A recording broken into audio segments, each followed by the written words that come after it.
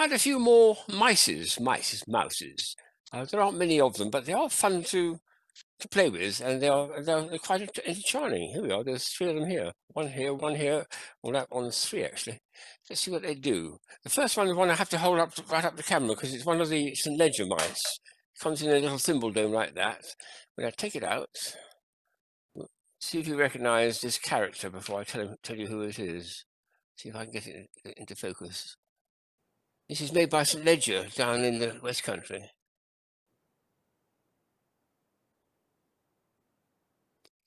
So technically these aren't mice, they're rats, of course, and that's the Pied Piper of Hamelin.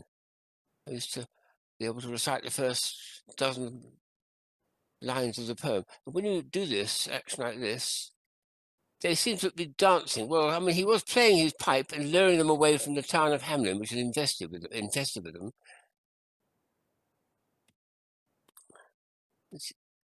And it was actually they said in the poem that his coat was half of red and half of blue. That's half of green, actually, isn't it? Yes. I'll see if I can make this turn. So he's got 3, or is it 4? Yes, 4. He's got 4 of them, but of course there were thousands in the Great Horde there back in the Middle Ages, infesting the town of Hamelin. So I visited the cave too, which is quite fun in my childhood. So that's a Pied Piper with sort of mice, well, mice relatives, cousins of mices, the rats.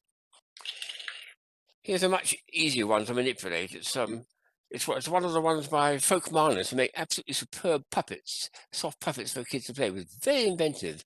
This one here, before you open it, you're supposed to put fingers in the base here. There are 3 finger holes like that. 1, 2, and 3. And then you can make it pop up in a very nice, dramatic way. As you open the thing, up pop the mice. There's 3 of them. Oh, hang on, my finger's got in the wrong hole there. And the wrong hole here. Well, this is no good. Oh, well, got to practice. So we have it closed like that, and then they pop up like that, and they start dancing around. There's 3 of them. I'll see if I can get sharp eyes on these ones, because they're quite nicely made. All their stuff is, always is.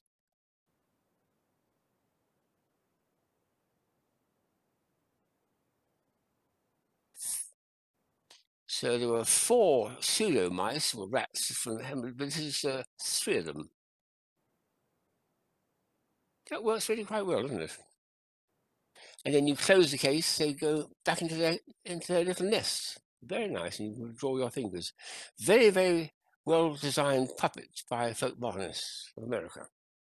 The third one is a charming little wind-up I've had for years and years. This one, and it's a blue mouse. How about that? Have you ever seen a blue mouse before? I never have. It's probably as rare as an albino or something. And you have to wind it up. Oh, boom, boom. It's got lots of stuff on it on the outside.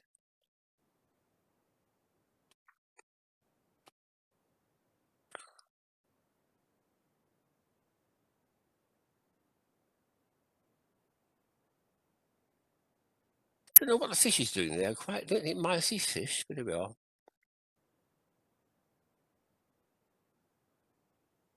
And then when you put a coin on the top here, like that. Oof. Now, if we look at the camera, you should see a little figure appears underneath. You put it on, you push down. Did you see it? I'll do it one more time. There's a little mouse, another blue mouse, probably its brother or sister, underneath, hoping to gobble up the money. So a very nicely made piece with extraordinary colours, though, to have those sort of colours for our mouses. Ooh, and there's a penny dropped out because I haven't put the thing back on the whole of the coins. You could make a bit of money from that, couldn't you? We took it along to a fair, I suppose. So there we are, 3 little mouse toys. And I think there's going to be a few more to come because mice are really quite a popular design idea for people who design toys. So let's hope they'll come up with a few more. Wow, mices.